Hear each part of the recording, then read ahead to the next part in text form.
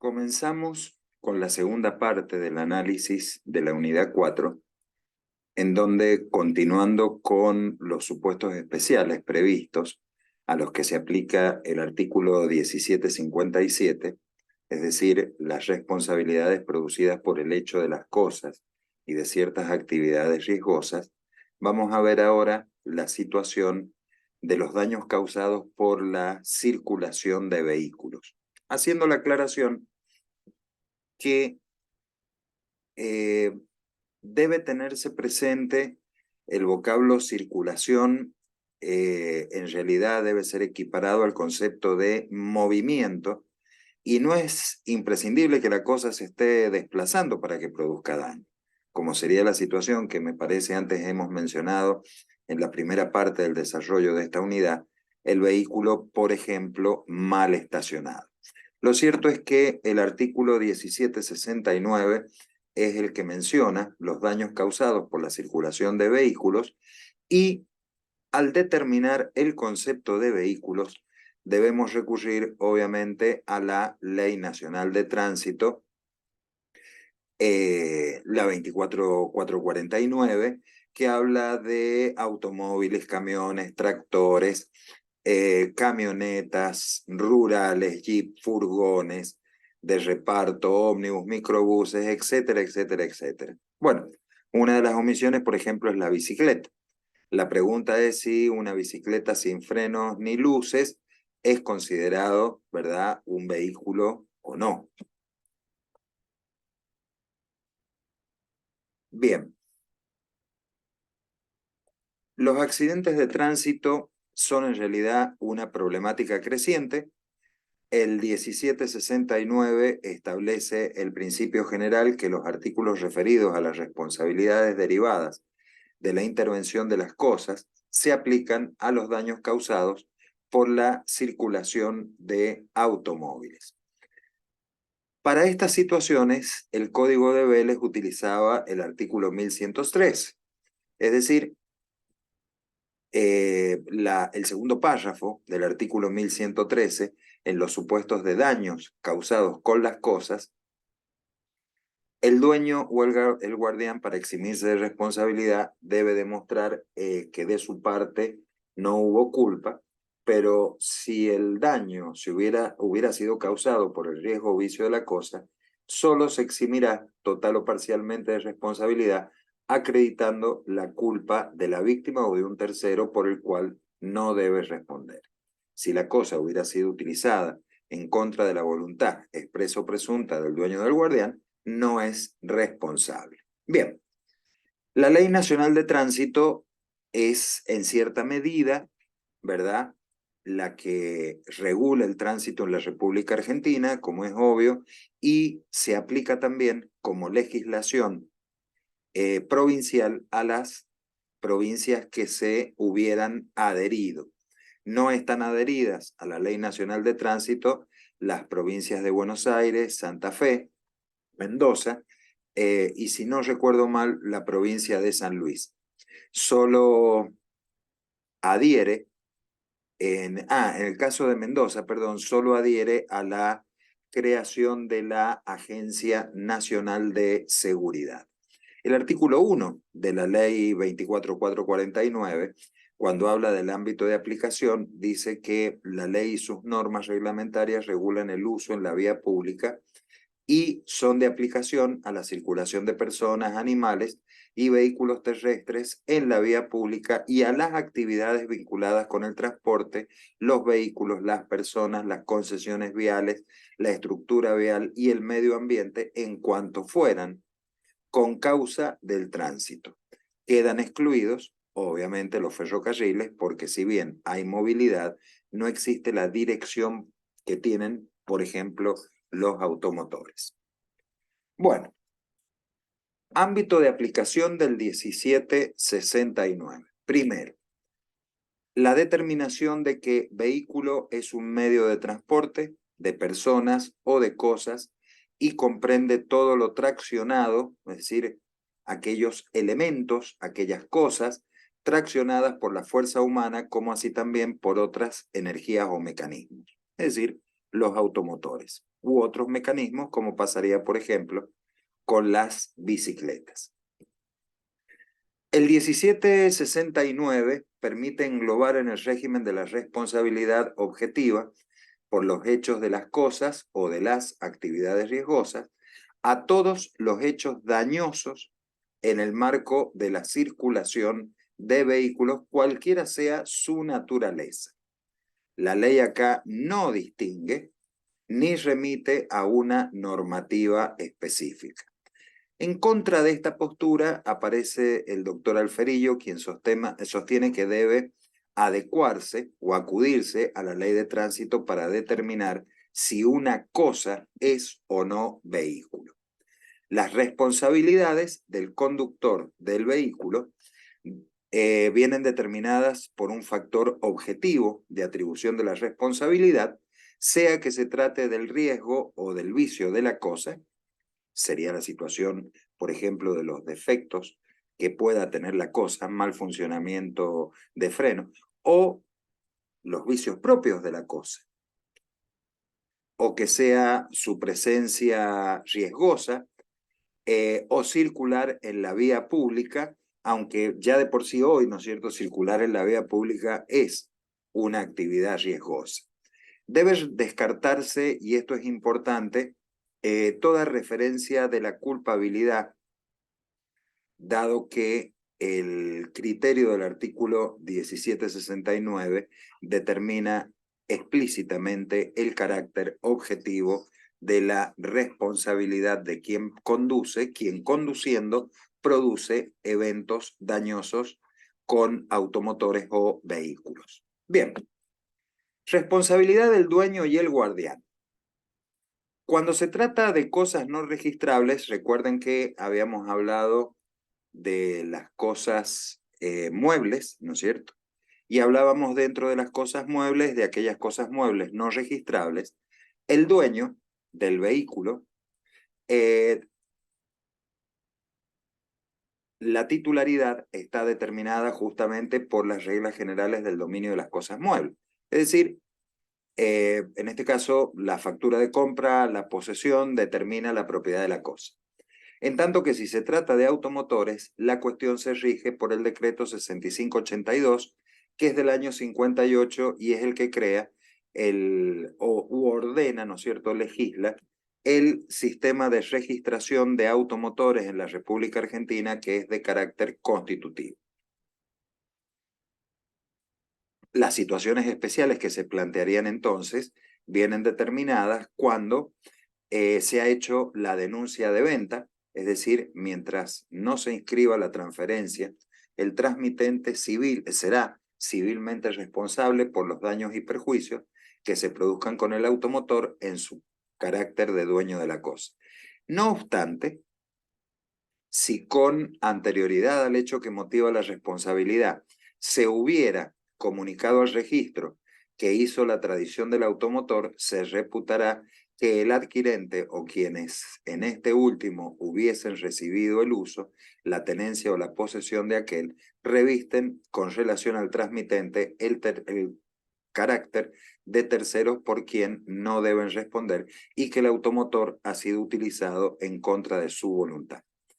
La función del concepto amplio que adopta el código cuando hablamos de guardián, no cabe duda de que es la persona que, no siendo dueño, tiene un poder independiente de mando o de control sobre la cosa, y en este caso, al igual que el dueño, debe responder. Bien, cesación de la responsabilidad. Acá se aplica el artículo 1758, recordemos. El artículo 1757 hablaba de los daños producidos por las cosas y las actividades riesgosas en cuanto a la naturaleza de la actividad, en cuanto es decir, al riesgo que produce su realización, ¿verdad?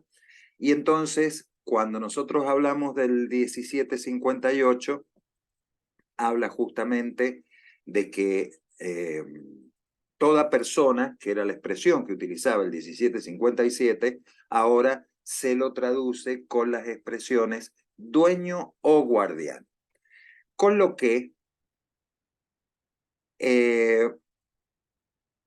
no cesa la responsabilidad, por ejemplo, cuando el hijo, siendo mayor de edad, le sustrae al padre el auto mientras éste duerme, pero sí cesaría la responsabilidad cuando se usa contra la voluntad presunta del dueño o contra la voluntad presunta del guardián. Otra de las situaciones que tenemos también es la de la cosa en movimiento y la cosa inerte. Podríamos decir que aun cuando el vehículo se encuentre sin movimiento alguno en la vía pública en un lugar de estacionamiento, de todas maneras la intervención causal de siniestro generará la presunción del 1757. Las circunstancias de hecho del caso concreto determinará si ha existido contribución causal o no. La explicación de la sentencia es bastante sencilla. Un automotor correctamente estacionado en la vía pública, si es embestido y con la aplicación de las fuerzas naturales que se aplican sobre el rodado estacionado, se daña a una persona, esta participación o esta cosa inactiva, en realidad termina provocando un daño, lo provoca, pero el responsable es quien la impulsa, es decir, el vehículo embistente. Distinta sería la situación si en las mismas circunstancias de estacionamiento se encuentran en un lugar prohibido. El automotor no debió estar en ese lugar. Al estar en ese lugar y ser parte del daño porque fue embestido, a su vez también es responsable. Las circunstancias del caso concreto determinan entonces si hay contribución causal o no en la producción o si no ha existido tal contribución, como sería, por ejemplo, ya lo hemos mencionado en otras oportunidades, la situación del vehículo correctamente detenido frente al semáforo en rojo, que es embestido por otro que circulaba en la misma dirección en la parte trasera y como consecuencia de esas circunstancias se provoca un daño al peatón que va cruzando en ese momento la calzada. Presunciones de responsabilidad, bueno, como hablamos de una responsabilidad objetiva, la culpa no es un eximente invocable y en este caso recae sobre el demandado, acreditada la existencia del siniestro, la prueba de las eximentes de la responsabilidad, y hay algunas situaciones específicas, ¿no es cierto?, de eximentes que deben contemplarse, que son las denominadas presunciones, por ejemplo, las denominadas presunciones hominis. Bueno, tenemos justamente dentro de las eximentes de responsabilidad las presunciones legales. La violación de las reglas de tránsito hacen presumir justamente la culpabilidad. Quien carece de prioridad para pasar es, en principio, responsable, o quien, cuando pasó, cometió una infracción relacionada con la causa del accidente, sin perjuicio de la responsabilidad que pueda corresponderle a los que, respetando las disposiciones, pudieron haberlo evitado y voluntariamente no lo hicieron. Bueno, esto se explica con un ejemplo bastante sencillo y fácil de comprender para el alumno. Un sujeto provoca un accidente de tránsito dado que cruza un semáforo en rojo y embiste a otro automotor que venía circulando por la calle de la intersección, ¿no es cierto?, a alta velocidad, pero con la luz en verde. Entonces la pregunta es, ¿quién es responsable del evento? Obviamente quien transgrede la norma pasando el semáforo en rojo. Ahora, la segunda pregunta que cabe hacerse es, ¿el vehículo que circulaba correctamente, con la autorización de paso, circulaba con el semáforo en verde, de su parte pudo haberlo evitado voluntariamente? Y la respuesta es que sí. Llegado el caso, si hubiera circulado a una velocidad prudente, el hecho de haber pasado con la luz autorizada, es decir, el semáforo en verde, le hubiera permitido incluso evitar el siniestro. pero no lo hizo porque iba a excesiva velocidad. Bien, presunciones hominis. La actividad de la jurisprudencia es muy profusa y más en accidentes de tránsito. Piénsese la tasa de accidentes diarios que hay en nuestro país. Entonces, tenemos distintas situaciones en las que podríamos decir que ya la jurisprudencia es sabia en materia de accidentes de automotores, situación del vehículo embistente, se presume la responsabilidad de quien embiste. Segundo, violación de la prioridad de paso, es decir, pasa quien no tiene la prioridad. Tercero, giros y adelantamientos indebidos, giros hacia lugares prohibidos, adelantamientos indebidos, por ejemplo, cuando hay doble línea amarilla en la circulación y sobre todo la reina de todas estas presunciones hominis, que es justamente el exceso de velocidad. La velocidad que se imprime al vehículo, aun cuando uno tenga la autorización para pasar, por ejemplo, el semáforo en verde, no lo releva de la responsabilidad que asume por el exceso de velocidad, porque justamente a una velocidad menor o más reducida pudo haberse evitado el evento. Bien, el hecho de la víctima, en el caso del peatón, es un eximente de responsabilidad. Piénsese la situación del vehículo que va circulando normalmente y el peatón cruza cuando el semáforo de la arteria que está cruzando está en verde, no dándole tiempo al automovilista a detenerse. Debe distinguirse, obviamente, acá la responsabilidad por el accidente de tránsito de la que corresponde imputar a la víctima en razón del daño efectivamente producido o sufrido. El motociclista que es embestido por un tercero que traspuso una encrucijada sin prioridad de paso, entonces es responsable. Sin embargo, también es responsable el motociclista porque no llevaba casco. El caso del menor de edad habilitado para conducir. Cuando se ocasiona un daño en la circulación, hay que distinguir dos situaciones. En ciertas jurisdicciones se otorgan licencias a menores con 16 años, incluso en otras jurisdicciones con 17 años, pero con autorización de sus padres o representantes legales. En tal supuesto, no dudamos que se mantiene la responsabilidad propia de la persona autorizada. Pero si el menor puede por sí solo obtener la licencia para conducir, ello escapa indefectiblemente al poder de actuación de los padres, razón por la cual estos no son responsables. Bueno, la concausa o la mal llamada culpa concurrente. En no pocas situaciones se determina que la culpa es de ambos, ¿verdad? Y en tal supuesto lo que debe determinarse es el grado de incidencia que proporcionalmente genera la responsabilidad por los daños causados al otro. Resulta improcedente las determinadas neutralizaciones de riesgo, es decir, con el dictado de la ley 17711 y aceptada la responsabilidad objetiva para el caso de riesgo o vicio de la cosa, se discutió de las llamadas consecuencias, ¿no es cierto? O neutralización, consecuencias dañosas que podrían ser neutralizadas. Bueno, a partir de la objetivación absoluta de la responsabilidad, se postuló justamente la existencia de los llamados riesgos recíprocos, lo cual concedía dos acciones diferentes a cada lesionado. En todo accidente de automotor, el conductor del vehículo,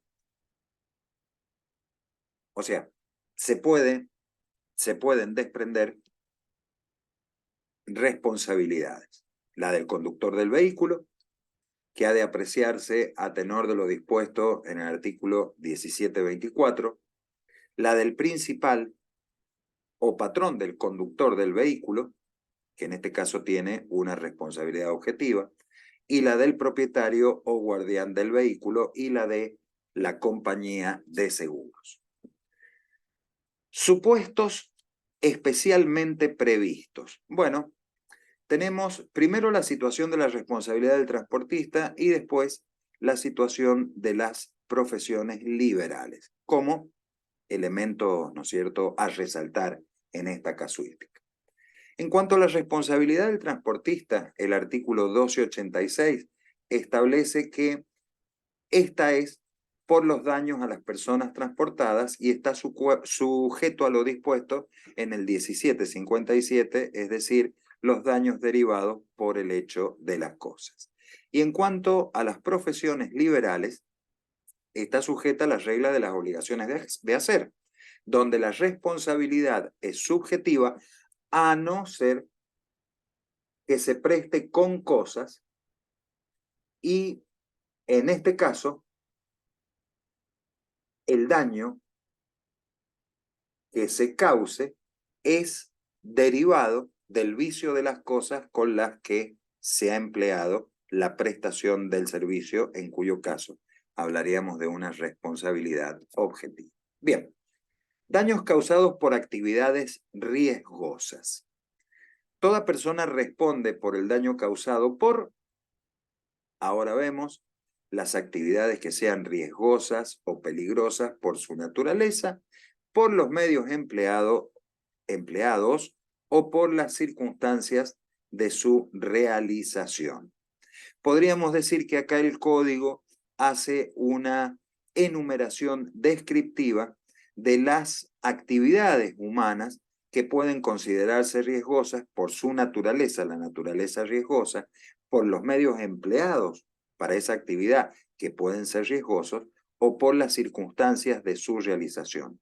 Son daños causados por la actividad riesgosa, siendo irrelevante la intervención activa o pasiva de las cosas propiamente dichas. ¿Cuál es el fundamento? Bien, en principio es equitativo que quien con sus actividades que crean riesgos para terceros asuma la responsabilidad por los daños, tanto más si se beneficia económicamente de tales actividades. Es decir, es una cuestión que es obvia. El gran maestro del derecho civil argentino, con una visión sumamente clara, entendió la equidad, la justicia del caso concreto, porque no es la razón el daño de otro, sino que uno introduce la actividad riesgosa y por ende existe una fuente potencialmente generadora de daño. En conjunción, podríamos decir que acciones, conductas, operaciones o trabajos realizados por personas, empresas u organizaciones económicas que generalmente pueden estar vinculadas causalmente con cosas o conjuntos de cosas o sustancias, herramientas, aparatos, etcétera, en las que el riesgo, el peligro de daño o el peligro, la situación de que se pueda generar daño para sus propios dependientes o de terceros, deriva de las tareas, servicios, productos o prestaciones que reportan una utilidad para la sociedad y generan para sus dueños o beneficiarios un provecho económico. Entonces tenemos una actividad riesgosa o peligrosa que produce un beneficio lucrativo. Y ahí aparece el fundamento objetivo del deber resarcitorio. Como yo me enriquezco económicamente de esta fuente potencialmente generadora de daño, al momento de actualizarse ese daño en un daño concreto, tengo la obligación o el deber de resarcir. Actividades riesgosas por su naturaleza. Bueno, la actividad de la casa, por ejemplo, ciertas actividades deportivas como son, por ejemplo, los natatorios, el transporte de productos inflamables, el manejo o la actividad de productos radioactivos, la carga y descarga portuaria, excavación de construcciones edilicias, etcétera, etcétera, son o generan un riesgo natural. Es decir, acá intrínsecamente y naturalmente hay circunstancias que conllevan a un peligro inmanente. En cualquier momento se puede desmoronar un muro de lo excavado, se puede producir un accidente de pérdida de materiales radioactivos, puede volatilizarse un producto inflamable, puede desprenderse una carga portuaria matando a un operario, etcétera, etcétera. Las actividades riesgosas por los medios empleados, bueno, los habremos visto todos si alguna vez hemos viajado a Mar del Plata o a Villa Gesell, las maquinarias de cosecha que se ven a los costados de los caminos. La maquinaria en sí es inocua, pero en realidad el medio empleado puede ser sumamente peligroso. Las actividades agrarias son inocuas, ¿verdad? Pero, no sé, la utilización de molinos, calderas o la propia maquinaria puesta en funcionamiento puede generar accidentes. Entonces acá es justamente el medio empleado el que es el generador de esta responsabilidad. Y por las circunstancias de su realización, bueno, acá tenemos, sin lugar a dudas, un número muy importante de situaciones en las que nosotros podemos hablar de la actividad riesgosa como fuente generadora de responsabilidad. El pilotear, por ejemplo, en situaciones de gravedad como un helicóptero y tener que hacerlo aterrizar en la calle de una ciudad, limpiar ventanas a gran altura, todas estas son circunstancias que verdaderamente son peligrosas, y por la realización de estas actividades entrañan la obligación de la reparación.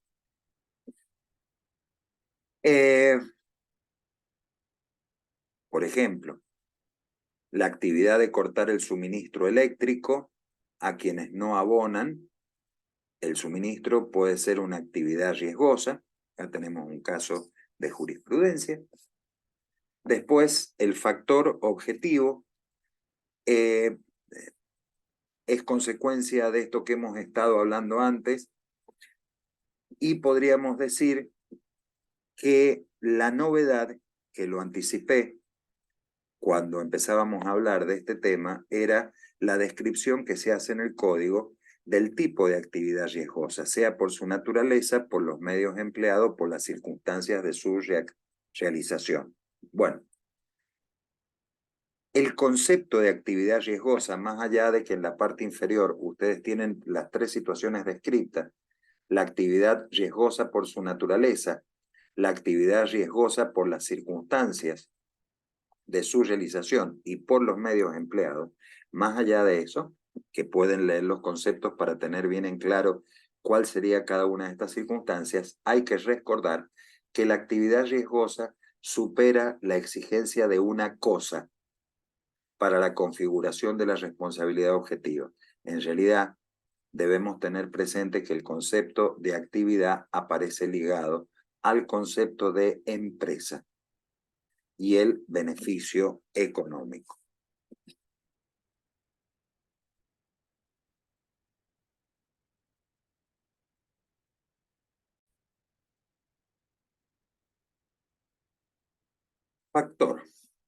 Factor de atribución, obviamente. La actividad riesgosa o peligrosa propiamente dicha.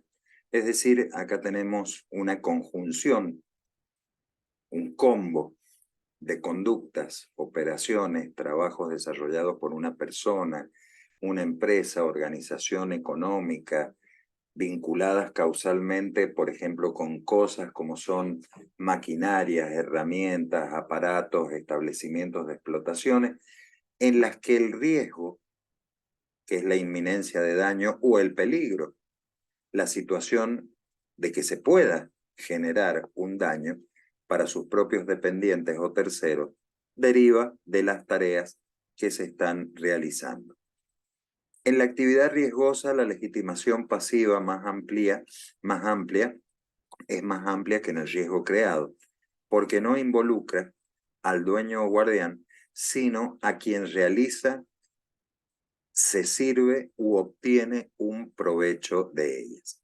¿Cuáles serían los ejemplos? Bueno, la contaminación del medio ambiente, daños causados por productos elaborados, tareas de obras en condiciones de insalubridad o de inseguridad que desencadenan siniestros, daños supuestos sufridos, ¿no es cierto?, en espectáculos públicos, emprendimientos recreativos que exigen la adopción de medidas de contralor, como es, por ejemplo, el caso de los natatorios. ¿Quiénes son los legitimados o sujetos responsables? Bueno, el segundo párrafo del 1758 menciona como sujetos responsables a quien realiza la actividad riesgosa o peligrosa, se sirve u obtiene un provecho de ella por sí o por terceros. Quien realiza, ejecuta o desarrolla la actividad con un poder fáctico autónomo o independiente de la dirección sobre ella. Y no importa la autoría del daño, sino la autoría del riesgo. Es importante recordar que acá se omite categorizar al legitimado pasivo, que es el que realiza la actividad, quien se sirve y obtiene el provecho. Es una idea más amplia que la de guardián o dueño de la cosa. Hay que determinar quién es el titular de la actividad riesgosa y no necesariamente el beneficio económico de esa actividad.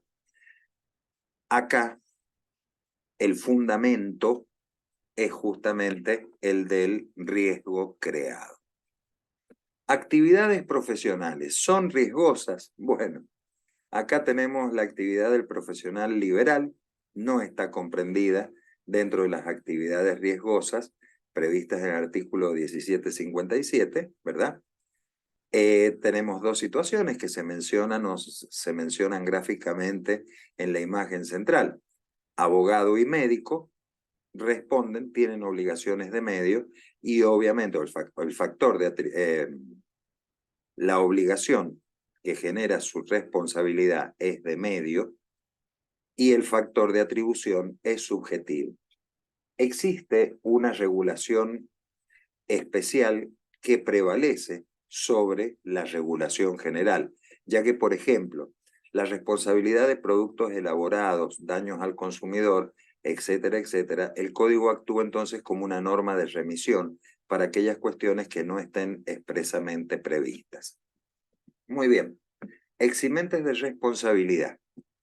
Tenemos como eximentes de responsabilidad, si hablamos de los factores objetivos, la causa ajena, y operan en el ámbito de la causalidad adecuada, ya que producen la ruptura del nexo causal entre el evento dañoso, ¿verdad?, y el hecho ilícito, exonerando de responsabilidad total o parcialmente del deber de resarcir. Causa ajena. ¿Qué es lo que es causa ajena? Bueno, hecho del damnificado, hecho del tercero por el cual no se debe responder y finalmente caso fortuito o fuerza mayor ajena a la actividad riesgosa. Para interpretar la concurrencia y la acreditación de los eximentes en cuanto a que el mismo debe ser de carácter restrictivo, por lo que la prueba liberatoria tiene que ser fehaciente e indubitable y certera, ya que la norma tiene o ha creado un factor de atribución que debe solamente cesar ante situaciones que son excepcionales. Se especifica qué es lo que no son eximentes y dentro de estos aparece justamente la autorización administrativa. En algún momento explicaba en el desarrollo de esta unidad que justamente autorizaciones administrativas para el emplazamiento de una grúa, el uso de la autorización para circular con automotores, no exime de responsabilidad por el evento dañoso causado por la empresa que emplazó la grúa o por el conductor que circulaba con el automotor. Bien. Otros supuestos de responsabilidad tenemos la responsabilidad colectiva anónima y por el accionar riesgoso de grupos. Acá tenemos, o partimos de la base, esta es una imagen ejemplificativa, descriptiva, de la situación que se puede plantear cuando hablamos de daño. El daño producido por una persona, el daño producido por varias personas o por pluralidad. Cuando nosotros hablamos de la pluralidad de personas que participan en la producción de un daño, esa pluralidad puede ser conjunta o común, puede ser acumulativa o concurrente, puede ser alternativa o disyunta, fue uno o fue otro, o puede ser grupal. La pluralidad, entonces, se podría presentar como una pluralidad conjunta, como una pluralidad concurrente, como una pluralidad disyunta o como una pluralidad grupal. En la pluralidad conjunta, varias personas individualizadas cooperan en el resultado. Una pluralidad concurrente son varias acciones independientes que aún de haber actuado aisladamente, el resultado lo mismo se hubiera producido. En la situación del ejemplo del veneno, de la enfermera que pone el veneno, donde hablamos de autoría material, del ilícito y de la persona como instrumento. Después tenemos la denominada pluralidad disyunta. Son varias conductas idóneas, excluyentes entre sí. El daño causado por una u otra persona no identificada, como son, por ejemplo, la situación de los cazadores. Y la autoría grupal, que es la causalidad grupal, los grupos denominados peligrosos, como puede ser una patota o una barra brava, donde tenemos las conductas inescindibles. No sabemos quién es materialmente, pero sí sabemos que forma parte del grupo peligroso, ¿no es cierto?, al que se adhiere el autor material del daño. Bueno, acá tenemos distintos supuestos de estos que he estado mencionando en el cuadro anterior, y cuando hablamos de la causalidad colectiva del daño, tenemos los supuestos antes determinados, alternativa, daño anónimo, responsabilidad colectiva y responsabilidad anónima, y después tenemos la responsabilidad grupal que da origen al daño grupal. El artículo 1760, bueno, habla justamente de la responsabilidad anónima, cosas suspendidas o arrojadas. Si de una parte de un edificio cae una cosa o esta es arrojada, los dueños u ocupantes de dicha parte del edificio responden solidariamente por el daño causado y solo se libera quien demuestra que no participó en su producción. Es decir, si uno de los dueños de los departamentos dice, mire, yo no estaba en la provincia, estaba de viaje y lo puede demostrar, entonces queda liberado. Autor anónimo. Proviene de un miembro no identificado de un grupo determinado, identificado, y responden solidariamente todos los integrantes del grupo, salvo que se demuestre que no una persona en particular que no había participado o contribuido a la producción del evento. Y la actividad peligrosa por un grupo se da cuando, para terceros, todos los integrantes responden solidariamente por el daño causado por uno o más de sus miembros y solo se libera quien demuestra que no integraba el grupo. Supuestos particulares de responsabilidad por daño anónimo. Responsabilidad por las cosas suspendidas o arrojadas. El artículo 1760, bueno, cuando habla de cosas suspendidas o arrojadas, determina que si parte de un edificio cae una cosa o si esta es arrojada, los dueños ocupantes de esa parte responden solidariamente por el daño que causa. Solo se libera quien demuestra que no participó en la producción. En la legitimación pasiva tenemos, por ejemplo, la situación, por un lado, del dueño que no habita, la situación de todos los ocupantes, quién tiene el poder de control. En definitiva, hay una delimitación espacial, hay un consorcio y tenemos una solidaridad. En el marco de una acción de daños y perjuicios incoada contra un consorcio de propietarios por los daños que sufrió un transeúnte como consecuencia del desprendimiento de mampostería de un edificio, resulta inaplicable el 1109 del Código Civil, en cuanto establece la responsabilidad colectiva, en tanto que se acreditó que es un tercero quien provocó el desprendimiento, de modo que pudo sindicarse al responsable del evento. Bien, la responsabilidad por daño anónimo son miembros indeterminados de un grupo determinado, es lo que el código determina o establece como daño anónimo cuando proviene de un sujeto no identificado de un grupo determinado, responden solidariamente todos sus integrantes, excepto aquel que demuestre que no ha contribuido en su producción. En ese momento no estaba en la provincia, no estaba en la zona, etcétera, etcétera. Y acá tenemos causalidad alternativa.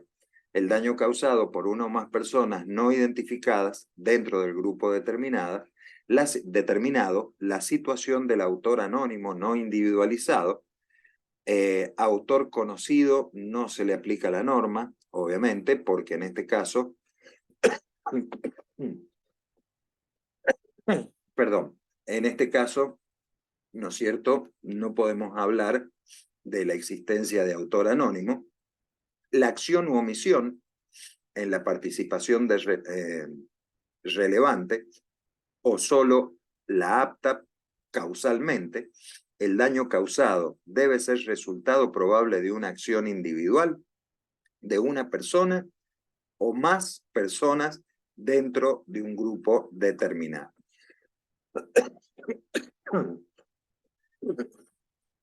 Y finalmente, grupo de actividades no peligrosas. Bueno, acá tenemos las situaciones de las responsabilidades de los grupos peligrosos. No podemos separar las acciones individuales, las conductas individuales que conforman causa única del daño, la acción grupal, y entonces la ley considera imprescindible el análisis de la responsabilidad de todo el grupo. Por eso justamente en el texto del artículo 1762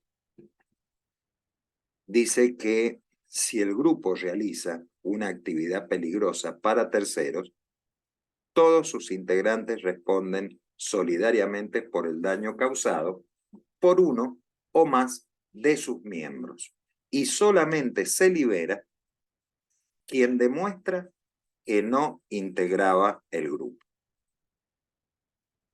Entonces, en este texto vemos nosotros cómo queda determinada la vinculación por la pertenencia al grupo. Finalmente, la caracterización o la descripción del grupo peligroso. Acá tenemos la causalidad grupal, ¿verdad? Tenemos el grupo peligroso, artículo 1757, autoría grupal, acción individual es intrascendente, el anonimato también es intrascendente, porque en realidad lo que verdaderamente importa es en sí la existencia de la individualización del grupo y es el accionar de grupo el que causa el daño, y la única excepción o la única eximente sería no pertenecer justamente al grupo. Muy bien. Con esto terminamos entonces el desarrollo de la unidad número 4.